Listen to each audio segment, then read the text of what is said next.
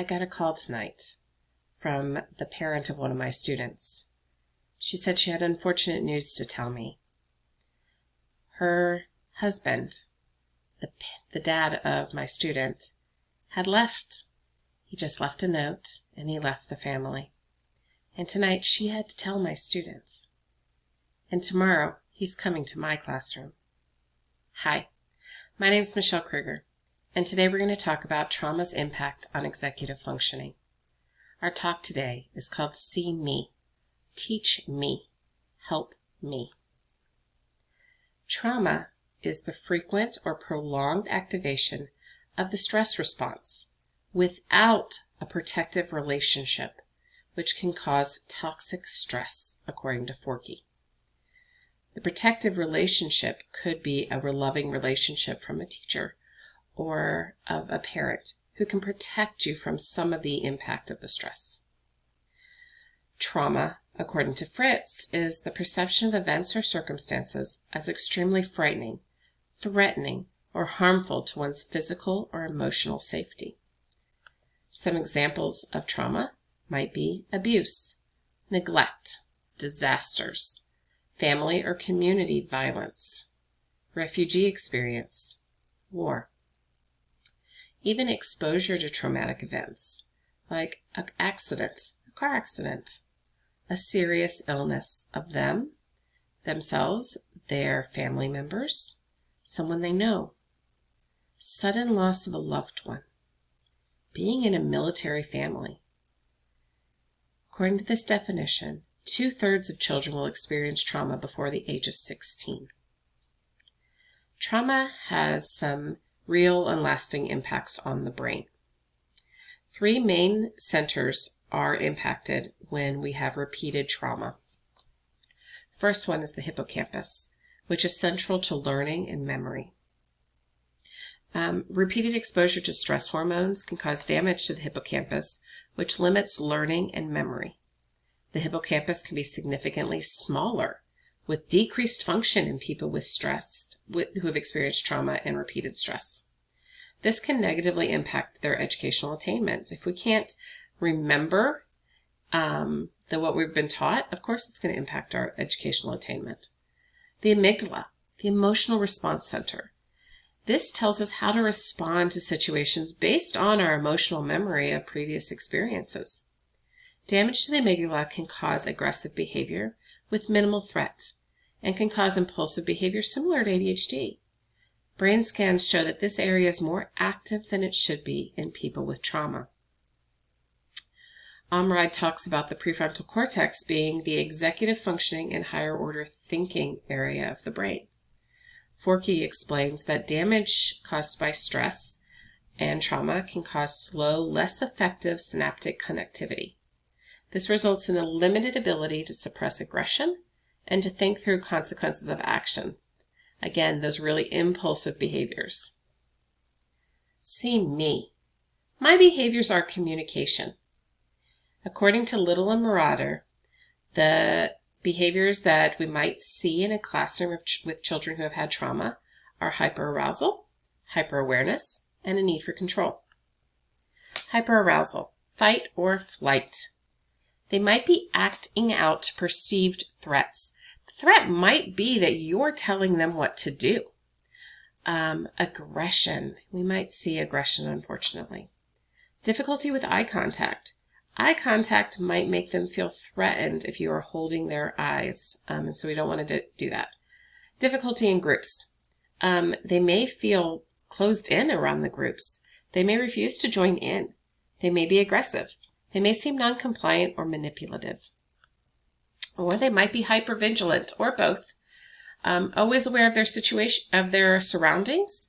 They're scanning their environments for threats. They're easily distracted by other stimuli, which is going to cause attention issues and learning issues. So for them, their environment, they always have to be aware of it. So they can't tune out what's going on around them in order to focus on the teacher. And a need for control. People who've experienced trauma frequently feel out of control, and they're going to want control. So they may argue when they're given directions. They may only follow directions in their own way or their own time. They may refuse to follow directions at all. They may be clingy to adults. Teach me how to learn. As their teachers, we have a responsibility to use trauma-informed education so that we can help these damaged brains to learn. We can do that by breaking work into manageable parts so they can know that they can be successful, that the task is not so threatening. Provide short, concise directions. Make it easy to understand what you're asking them to do. Monitor their seating. Make them in a safe place, maybe where they can take a break, where they can stand up, or maybe where they're closer to you. Provide consistent, predictable routines so they know how to be successful in your classroom and to know what to expect so they don't feel threatened by all the unexpected. Call on students in a predictable manner. Maybe use number sticks so they don't think that you're calling on them because you don't like them or because you like somebody better than them. Or in a certain order. Maybe you always call on Susie after you call on Max, and so Susie can expect that. Provide choice whenever possible to allow for control. Let them choose if they're going to sit in the group or at their desks sometimes, or what type of project they're going to do. The great thing is we can help them rewire their brains. Amrad speaks about the plasticity of brains and that they can be rewired with experiences. And Brown makes a big point to talk about they can be rewired after trauma. We do this by modeling self-control, maintaining a calm and confident demeanor. We need the students to understand that their behaviors do not change our emotional state, and they don't trigger negative response in us, which can be threatening to the students.